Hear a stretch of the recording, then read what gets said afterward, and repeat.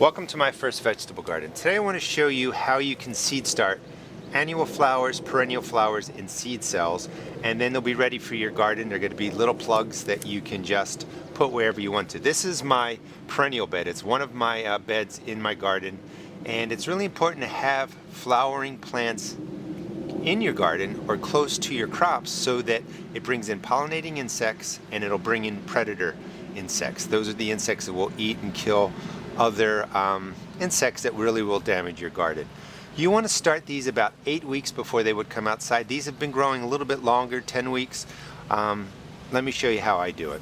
So what we're going to do is we're going to fill up regular seed start cells with flowers.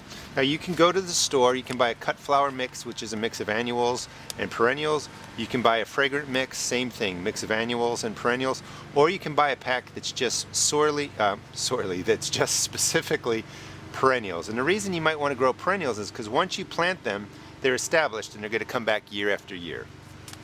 All I do is take my starting mix, same stuff that I use for my vegetables, pick out the flower packs that I want. These are $3.99. This covers 400 square feet. There's a lot of seeds in here.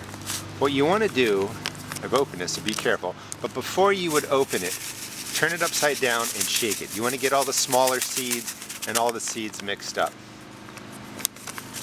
This is about enough starting mix to plant 72 cells, one whole flat. I just put in a handful like this, mix it around, and do the same thing, and another handful. Now every seed's not going to come up. The stronger plants might take over the weaker plants. That's fine. Just mix the seeds right in to the starting mix.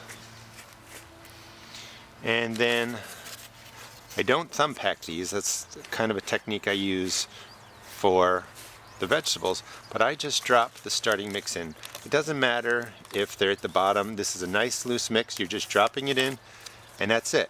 Fill up your cells, put them in your flat. You will get in about, well, this is 8 weeks worth of growth. This is actually 10 weeks. You want to time it for about 8 weeks. You don't want to get them overgrown to the point that they're flowering. But in about 8 weeks, your flower flats will look just like this. They start growing really quickly. You want to water this probably every 10 days once they get to maybe that big with a water-soluble fertilizer, because they're going to need to be fed. And just time it so about 8 weeks worth of growth. You can see the roots coming out the bottom. About 8 weeks worth of growth, so that when you take them out to your garden, you have about 50-degree nights. That's what they grow best in. So once you have them, you have a nice flower plug. A mix of annuals, a mix of perennials. You can just pop them out, pop out different looking plants. Gotta get this one that's blooming.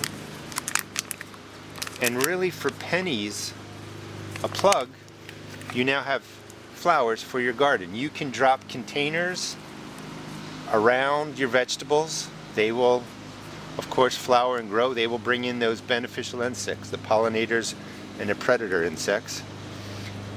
And this easily, you can plant a container like this, 3 plugs.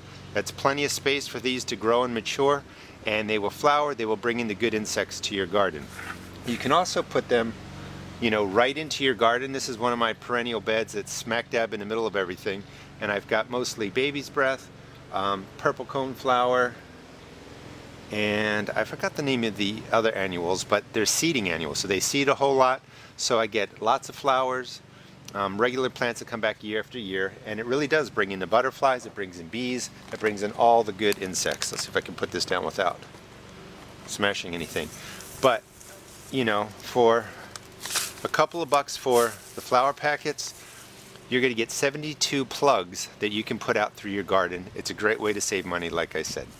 Hope this gives you some ideas that you can use in your garden. Please check out my blog at www.therestedgarden.blogspot.com, and also check out my YouTube videos. Thanks.